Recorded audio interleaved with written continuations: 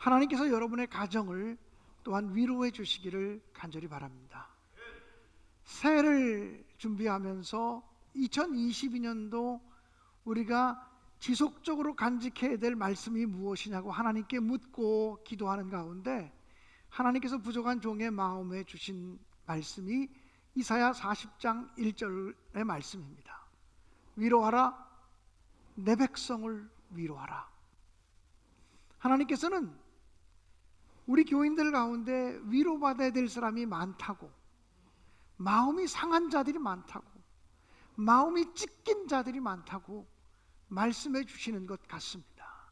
뿐만 아니라 우리 주변에 위로해야 될 사람들이 너무 많다고, 세상 사람들이 너무나 바쁘고 분주하게 살아가다 보니까 다른 사람을 잘 돌보지 못하고 다른 사람들의 마음을 잘 헤아리지 못하고 함부로 말하고 함부로 행동하고 이러는 경우들이 너무도 많아서 사람들의 마음속에 불신이 쌓여가고 의심이 쌓여가고 분노가 쌓여가고 그리고 찢기고 찢겨서 정말 상한 마음을 가지고 살아가는 사람들이 너무도 많다.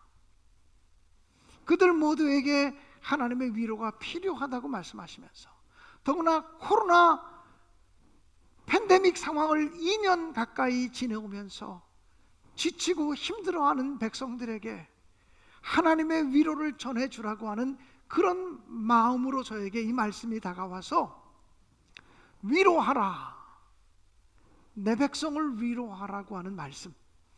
주님은 우리에게 너는 내 백성이다, 완전하지 못해도 내 백성이다, 죄를 범했어도 내 백성이다, 내 백성을 위로하라, 이렇게 말씀해 주시는 줄로 믿습니다.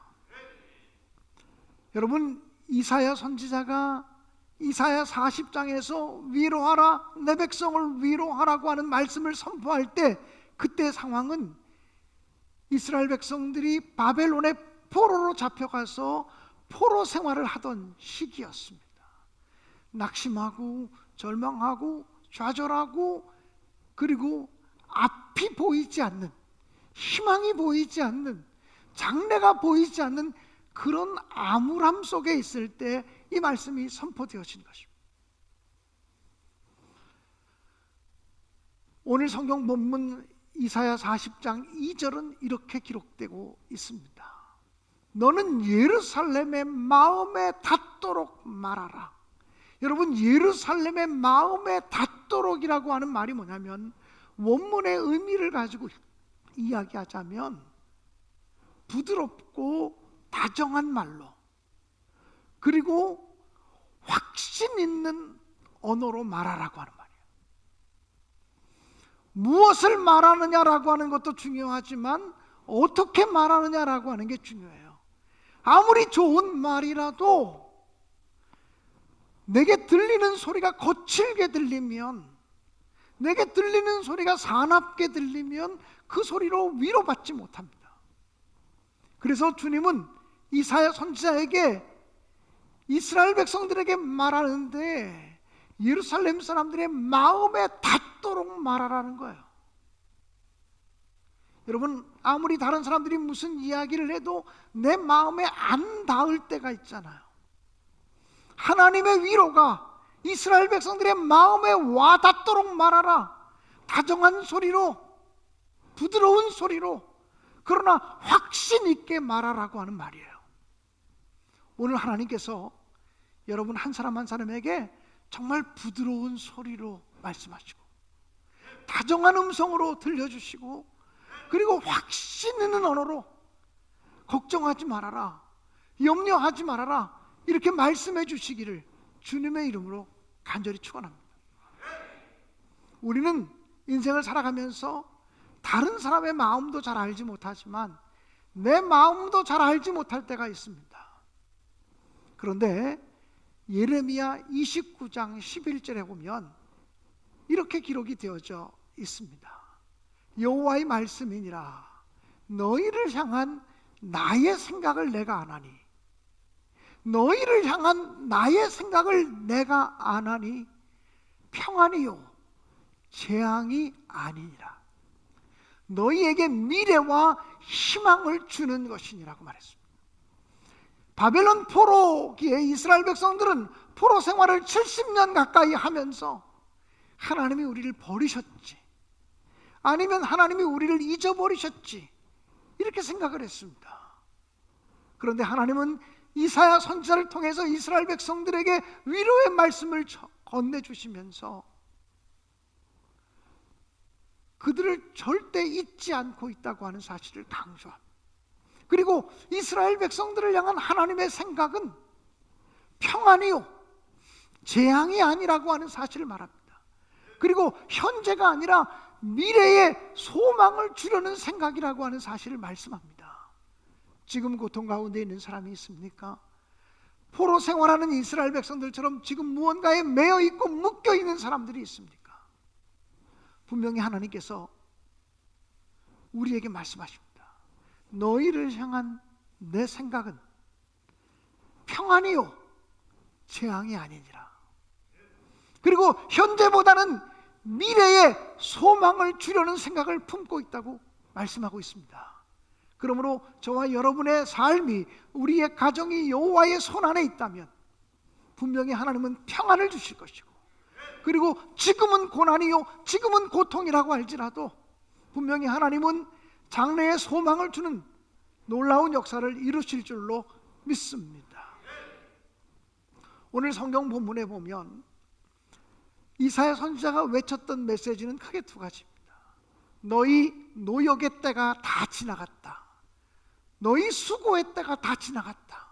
바벨론에서 포로 생활하던 그 시기가 이제 다 끝나가고 있다라고 외쳐주라는 거예요. 또 한 가지는 너희 죄가 사함받았다. 너희 벌을 배나 받았다. 너희가 받아야 될 벌을 다 받았고 이제는 고통의 때, 노역의 때, 절망의 때, 괴로움의 시간이 다 지나갔다고 선포해 주라는 거예요. 새해를 맞이하는 우리 신대교회 성도들에게 하나님께서 가장 부드럽고 다정한 목소리로 고생의 때가 지나갔다. 고난의 때가 지나가고 있다. 환난의 때가 지나가고 있다. 그리고 너희 죄가 사함받았느니라, 이렇게 말씀해 주시기를 주님의 이름으로 간절히 축원합니다. 특별히 신약 시대를 살아가는 우리들에게는 예수 그리스도의 십자가가 바로 우리에게 죄사함의 은총인 줄 믿습니다. 우리는 공로가 없지만, 우리는 자격이 없지만 우리의 죄를 용서하시겠다는 하나님의 선언을 믿고 예수 그리스도를 통한 구원의 역사를 받아들이면 죄사함 받는 백성이 되게 하시겠다는 것입니다. 사랑하는 여러분, 이사야 선지자를 통해서 계속해서 하나님께서는 이스라엘 백성들에게 말씀하시기를 곧 메시아 예수 그리스도가 오실 것이니 너희들이 그의 오실 길을 예비하라, 이렇게 말씀하시고요. 그분이 오시면 골짜기마다 도두어지고 높은 것이 낮아져서 평지가 될 것이라고 말합니다. 다시 말하면 이 땅의 모든 억울하고 불평등하고 그 모든 것들을 하나님이 바로 잡아주시는 시간이 있다라고 하는 거예요. 그것이 장차 메시아 예수 그리스도를 통해서 성취되어질 것이니 내가 너희에게 보내기로 약속한 메시아를 통하여 희망을 품고 위로를 받으라고 말합니다. 다시 말하면 우리의 위로의 근거는 예수 그리스도이십니다. 우리의 위로의 근거는 하나님이시고 예수 그리스도이심을 분명히 믿습니다. 제가요, 설교 준비를 하게 되면 잠자리에서도 계속 설교 준비하는 것 같은 느낌을 요즘 계속 받고 있어요. 그래서 자다가 벌떡 일어나면 설교 연습을 하고 있거나 성경 구절 하나가 뚝 기억에 나는 경우들이 참 많습니다.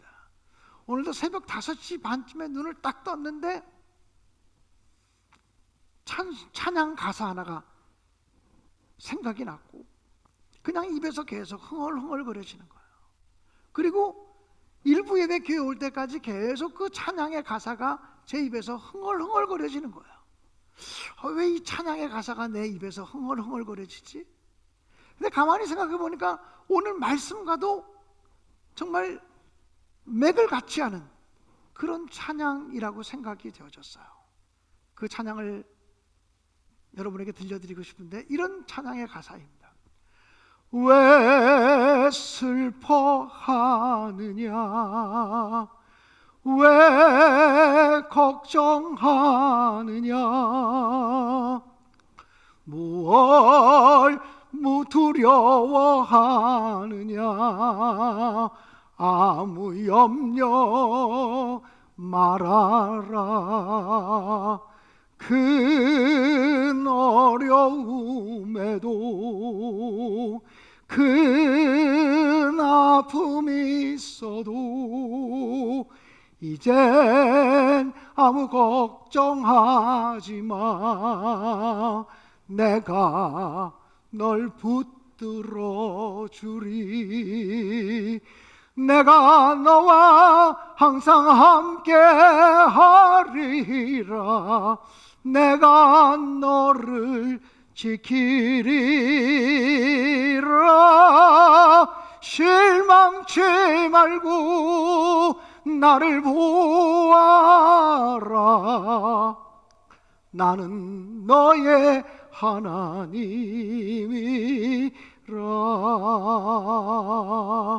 아멘.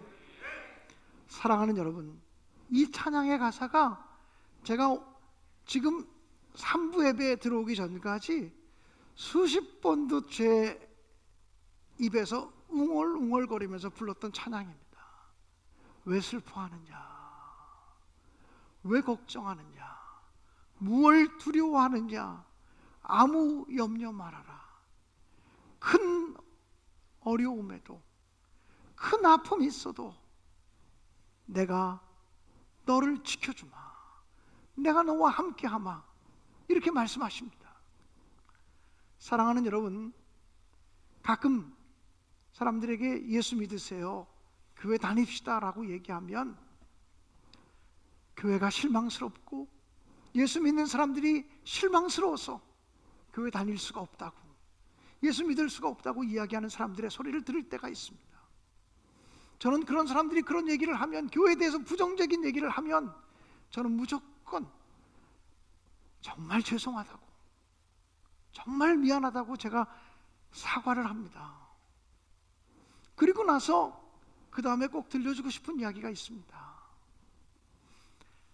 해를 가르치는 손이 더럽다고 해서 해를 보지 않겠냐고, 달을 가르치는 손이 때가 꼈다고 해서 달을 바라보지 않으시겠냐고. 하나님을 가르치는 사람들은 부족할지라도 그 손가락을 바라보지 말고 하나님을 바라보시라. 사람을 통해서 상처받지 말고 우리의 힘이요 위로와 능력이 되시는 하나님을 바라보고 하나님을 의지하시라고 꼭 말씀드리고 싶습니다.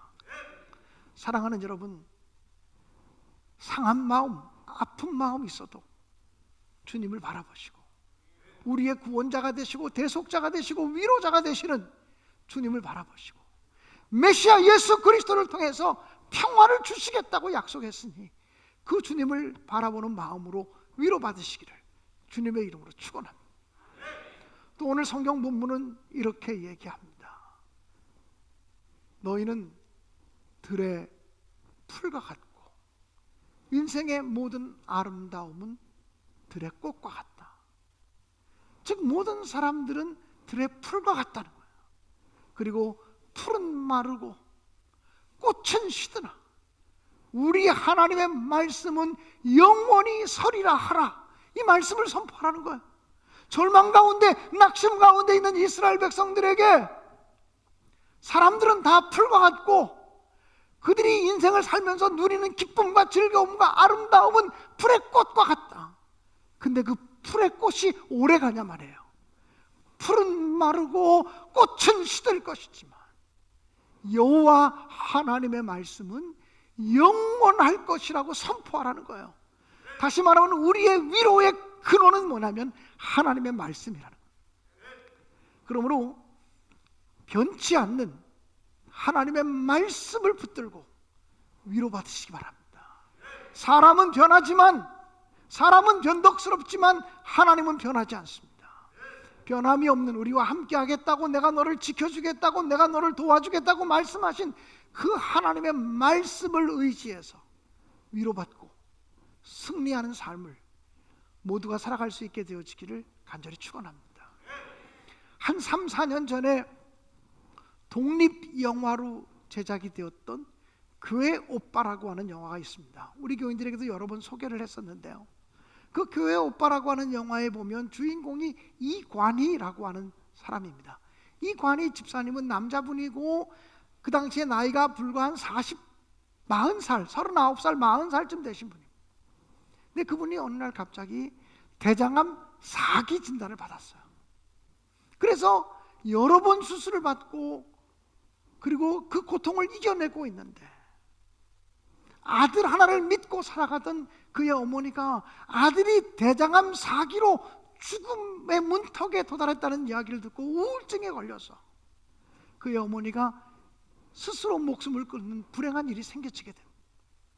그리고 얼마 지나지 않아서 그의 아내마저 혈액암 4기 진단을 받습니다.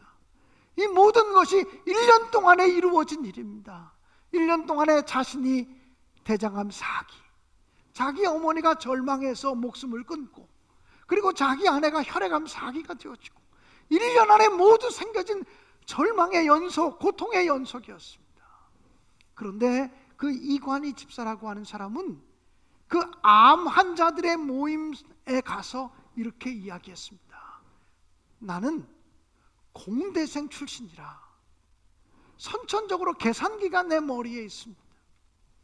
무슨 일이 생기면 손익 계산서를 쓰곤 합니다. 기쁜 일이 생기면 플러스, 감사한 일이 생기면 플러스, 행복한 일이 생기면 플러스, 그러나 속상한 일이 생기면 마이너스, 불행한 일이 생기면 마이너스, 병들고 원통한 일이 생기면 마이너스.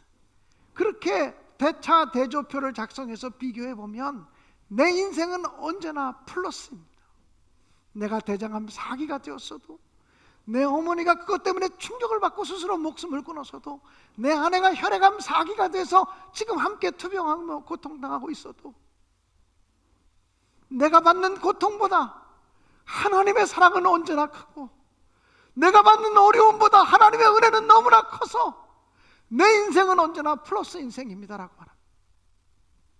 그리고 그는 마지막 암 투병을 하면서 그 고통을 견딜 수가 없어서 병원에서 몰핀 주사를 놔주지 않습니까? 마약 성분이 들어가 있는 몰핀 주사를 놔도 아파서 견딜 수가 없는 것인데, 그는 그 몰핀 주사를 맞으면 정신이 몽롱해져서 하나님을 생각할 수가 없다고, 하나님을 묵상할 수가 없고, 하나님의 말씀을 묵상할 수가 없다고 몰핀 주사를 거부합니다. 그리고 조여오는 고통을 온몸으로 그냥 감당하면서 하나님의 말씀이 내게 힘이 되고 하나님의 말씀이 날마다 나를 새롭게 한다고 고백합니다. 그리고 죽음을 앞에 두고도 자기 아내에게 그리고 어린 딸에게 하나님의 말씀을 전해주고 찬송하며 감사하며 죽음을 받아들입니다.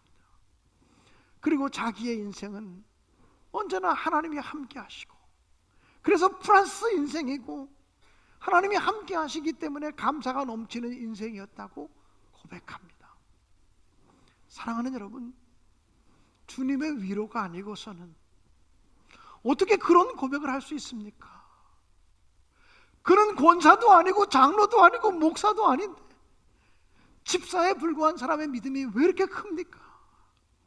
주님의 위로가 그의 삶 속에 넘치지 않았다면 어떻게 그런 고백을 할 수가 있겠습니까? 올 한 해 동안 우리가 당하는 고통보다 주님의 위로가 클 줄로 믿습니다. 우리가 당하는 문제보다 주님의 위로가 크게 넘치게 되시기를 간절히 축원합니다. 주님의 위로를 한없이 받으시고 그 위로를 가지고 또한 다른 사람을 위로하는 삶을 살아가시기를 주님의 이름으로 축원합니다. 그래서 저는 우리 신내교회가 위로의 공동체가 되어지기 원해요.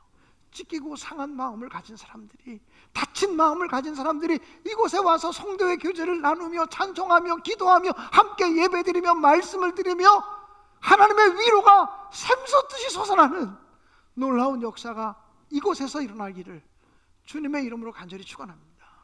우리 교회가 코로나 때문에 오랫동안 지친 사람들에게 말뿐이 아니라 행동으로 위로하는 그런 교회로 우뚝 세워질 수 있기를 주님의 이름으로 간절히 축원합니다.